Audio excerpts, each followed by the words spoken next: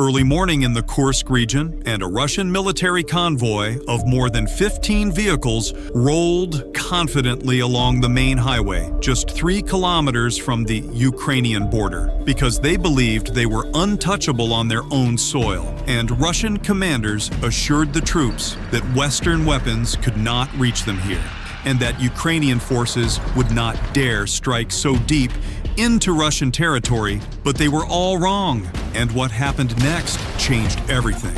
The convoy stretched nearly half a mile long and consisted of kamikaze trucks, Ural military transports, and several armored vehicles carrying ammunition, fuel, and reinforcements heading toward the Ukrainian front lines, because Russian forces needed urgent supplies for their offensive operations near Sumy, and the convoy moved in broad daylight without proper air cover, because commanders assumed that being inside Russia meant automatic safety. But high above the trees, a silent observer was already watching and transmitting live coordinates back to Ukrainian operators.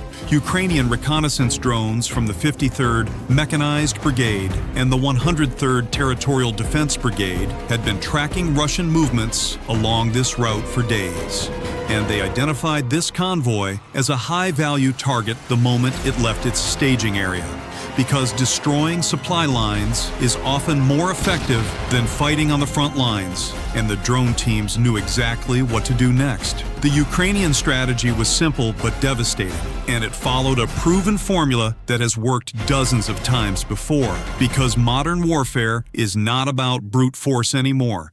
It is about precision timing and technology working together, and the FPV drones were about to prove this point in the most brutal way possible.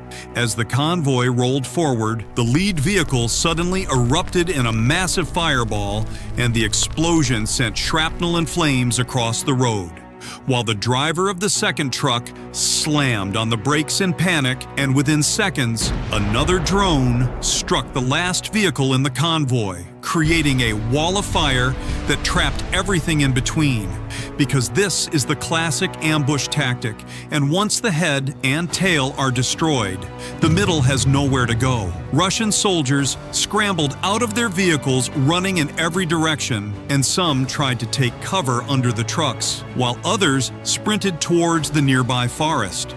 But the Ukrainian drone operators were already launching wave after wave of FPV kamikaze drones, and each one carried enough explosives to disable or destroy a military truck. And the operators watched through live video feeds as each drone closed in on its target with perfect accuracy. One by one, the trucks exploded, and black smoke billowed into the sky, creating a cloud visible for miles. And fuel tanks ruptured, sending rivers of burning diesel across the asphalt. And ammunition inside several vehicles began cooking off, creating secondary explosions that ripped through the convoy like a chain reaction. And within 15 minutes, the entire convoy was reduced to burning wreckage scattered across the highway. What makes this attack so devastating is not just the destruction, but the cost-effectiveness of the operation, because each FPV drone costs between $500 and $700, while each Russian military truck is worth at least $100,000, and the ammunition and supplies they carried were worth even more. And this is the new reality of warfare, where cheap technology defeats expensive equipment, and where a small team of drone operators can inflict damage that would have required an entire artillery battalion just a few years ago.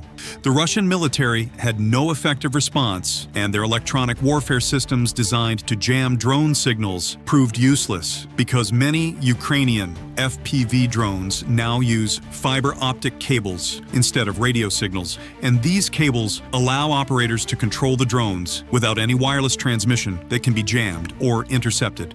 And this innovation emerged specifically because Russia invested heavily in jamming technology, but Ukraine adapted faster and smarter Russian air defense systems like the Pantsir were nowhere near the convoy, and even if they had been present, they struggled to target small, fast-moving drones flying at tree level, because these systems were designed to shoot down aircraft and missiles, not tiny quadcopters that cost less than a smartphone. And this mismatch between threat and defense is one of the biggest problems facing modern militaries around the world. After the attack, Russian forces sent recovery teams to salvage what they could, but drone footage showed nothing but charred frames and twisted metal, and some vehicles had burned so intensely that only the chassis remained, and the highway was closed for hours, while crews cleared the debris, and the psychological impact on Russian troops in the area was immediate, because if a convoy cannot travel safely just 3 kilometers from the border, then nowhere is truly safe. This was not an isolated incident. Ukrainian forces have destroyed dozens of Russian convoys using the exact same tactics because the formula works, and Russian commanders seem unable or unwilling to adapt, and they continue sending supply convoys along predictable routes during daylight hours and without adequate air cover or electronic protection. And every time they do, Ukrainian drones are waiting.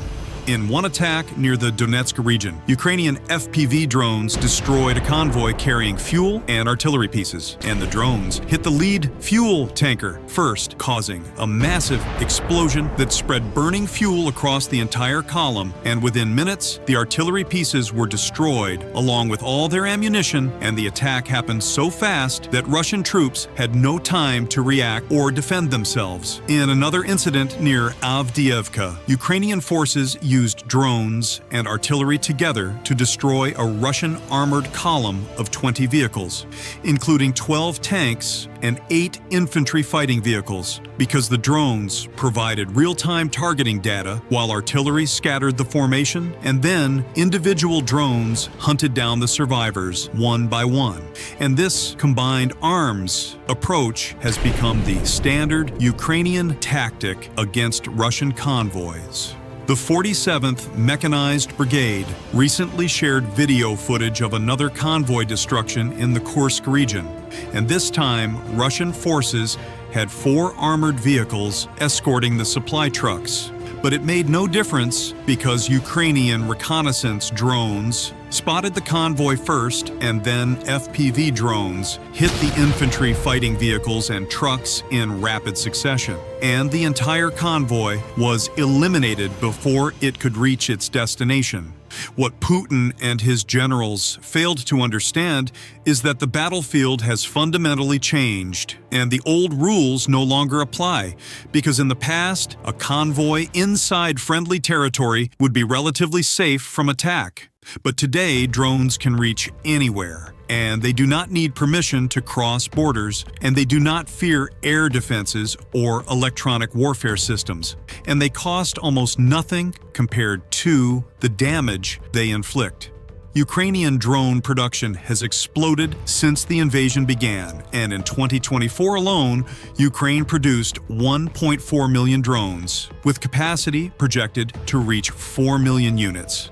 And this mass production is possible because the drones are simple and cheap to build, and they use off-the-shelf components from commercial suppliers, and local workshops can assemble them by the hundreds, because the technology is not complicated and the impact is devastating. Russia has tried to counter this threat by deploying more jamming systems and air defenses, but it has not worked because Ukraine keeps adapting and innovating faster than Russia can respond, and new Ukrainian drones now come with thermal imaging for night operations and fiber-optic control to bypass jamming, and longer-range capabilities that allow strikes 60 kilometers behind enemy lines. And some drones can even carry multiple warheads or drop grenades on targets below. The psychological warfare aspect cannot be ignored because Russian soldiers now fear the sky, and they know that any movement during daylight hours could attract a drone strike. And they hear stories of convoys being wiped out in minutes, and they see videos online showing their comrades running helplessly as drones hunt them down. And this fear is eroding morale across Russian units, and some soldiers refuse convoy duty because they understand the odds of survival are low. Putin has publicly downplayed these losses, and Russian state media rarely shows footage of destroyed convoys, but the evidence is everywhere on social media and independent channels. And the families of dead soldiers know the truth, and the Russian military is struggling to maintain supply lines because so many trucks and drivers have been lost. And this is forcing them to operate at night or use longer, more dangerous routes. And even then, the drones are waiting. Western military analysts are studying these attacks closely because they reveal the future of warfare, and NATO forces are now rushing to develop their own anti-drone systems and small unit tactics. Because if Ukraine can destroy Russian convoys with cheap drones, then the same could happen to American or European forces in a future conflict. And the lessons from Ukraine are forcing a complete rethink of military doctrine and logistics planning. The Kursk convoy attack is a perfect example of how modern technology has leveled the playing field, and it shows that expensive equipment and large armies no longer guarantee victory, and that small, agile forces with the right technology can defeat much larger opponents. And this is why Putin thought his convoy was safe, but Ukraine's drones proved him catastrophically wrong. The burned-out vehicles still sit along that highway as a reminder, and Russian troops passing by see the wreckage and understand the message. And that message is simple and clear, because no convoy is safe and no border provides protection, and the drones are always watching, and they will strike without warning, and there is no defense that works reliably. And this is the new reality of war. Ukraine has turned the drone into the most feared weapon on the battlefield, and Russian forces have no answer, because every solution they try gets countered within weeks, and the casualties keep mounting and the supply problems keep getting worse. And Putin's war machine is being bled dry, one convoy at a time, by weapons that cost less than a laptop and are operated by soldiers sitting safely dozens of kilometers away. This is not the war Putin imagined when he ordered the invasion, and this is not the war his generals prepared for. And the longer it continues, the more clear it becomes that Ukraine has mastered a form of warfare that Russia cannot match, and every destroyed convoy is proof that technology and innovation beat size and tradition, and that the future belongs to those who adapt fastest. The video footage of burning trucks and fleeing soldiers has been viewed millions of times, and it sends a message to the world, because if Russia, with all its resources and military power, cannot protect a convoy on its own territory, then the age of traditional warfare is over, and the age of drones has begun, and Ukraine is writing the rules.